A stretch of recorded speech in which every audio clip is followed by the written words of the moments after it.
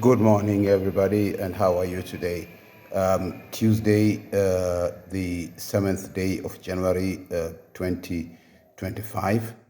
I've just completed 91 minutes and 46 seconds, which has taken me through 10,936 steps, and I have lost 605 calories. So, why did I decide to double the exercise time today and distance? Is because your body can quickly adapt to the exercises. So you have to vary the exercise regimen that you do. Because over the last 2 weeks, I've not lost any weight. In fact, I was beginning to gain weight again. Yeah, this could be attributed to the holiday festivities and, when we eat a lot of food, I did. So then, yeah, we have to try and lose that extra weight. So I want to be able to do 10 kilometers every day from this Tuesday through Friday and losing 500 calories, 600 calories every day.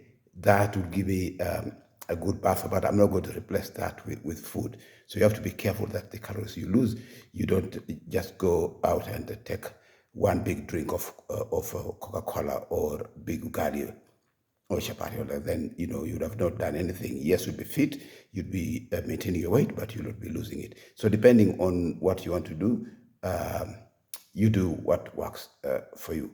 Yeah. So yesterday I left you at the point where I had stopped going to work. I had applied for a job in Cambridge, and I got invited for the interview. I sat for the interview. I went back to Kisumu, and on going back to Kisumu, yesterday I told my wife that, let's start packing. We are leaving Kisumu, and she asked me, where are we going? I said, either we're going to Nairobi, we have a new job, or we are going to Japan in the village to stay with my mother. So, fast forward about a month later, having gone back to staying in the house and going to work, I went back to the office to collect my mail, my water bill, electricity bill, and in the mail. And then there was a SACCO meeting, Cooperative Society meeting, which was electing delegates to go for the annual general meeting in Mombasa. And the people asked me, they knew that I was active in these kinds of things. I was the chairman of the Institutional Sports Club. I was also the secretary of the Kisumu District Kenya Football Federation. Yeah, so I told him, no, I'm not interested. And Francis Otieno, the guy who used to go to the post office, walks in, and he's waving this letter in the air and shouts at me, "Oh, I have your letter."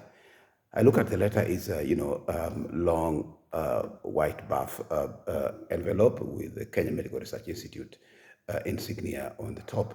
And when I held it, it was a thick envelope. And I said, "Yes, I have the job." Because if it was a regret letter, it would be a one pager. So you'd expect that I would tear the envelope and read it and shout my head off. No, I did not. I walked home, which was in Nyawita, which is about 5 kilometers away. I didn't find my wife in the house. One of my cousin brothers had traveled from Mombasa, and he was staying with us. I found that they left a note that they had gone to Manyata to visit an uncle of ours. So I walked to Manyata where they were with the letter in my pocket. When I reached there, I told my wife, nimepata kazi, I have a job. And she says, how do you know? I said, here's the letter. She says, you haven't opened it? I said, yeah. Okay. Did we open it? No. We walked back to the house about another 5 kilometers away, and we opened the letter, and on top was offer of employment.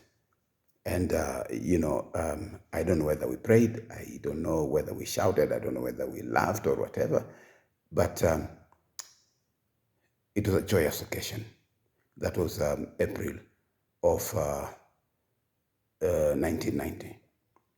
So I packed my stuff, and I was looking for transport to go home. Then, There was this driver, William Indasio, who was also working at the institute.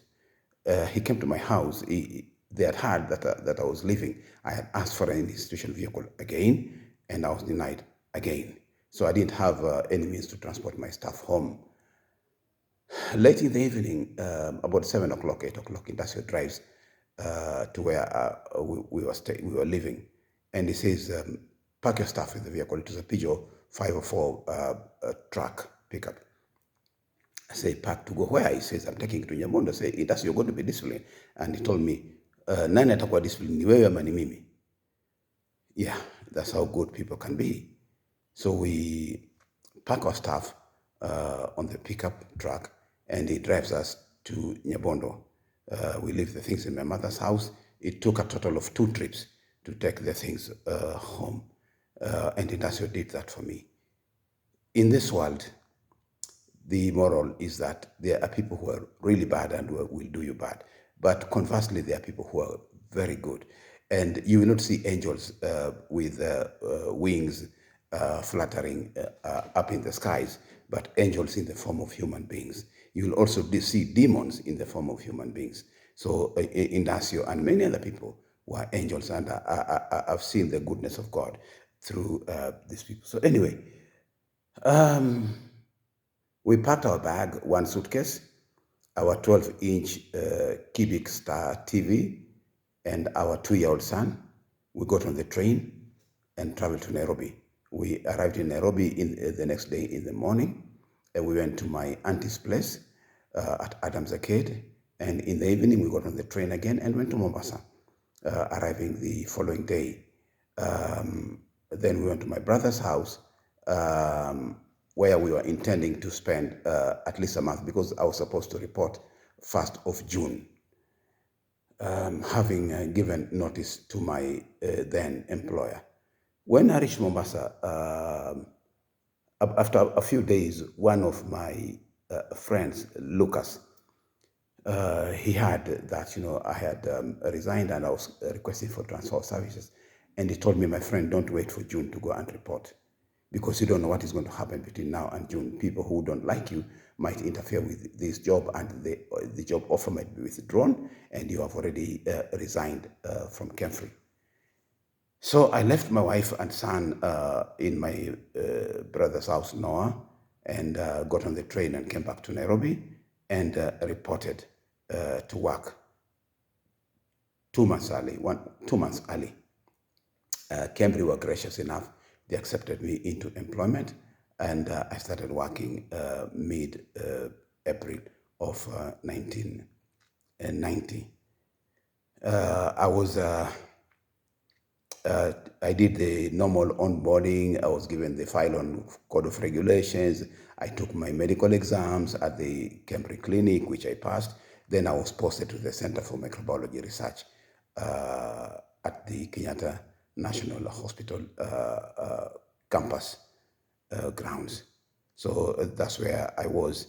And I worked there, and my first job was to go and collect urethral swab and vaginal samples at the City Council Special Treatment Clinic near the Casino Cinema.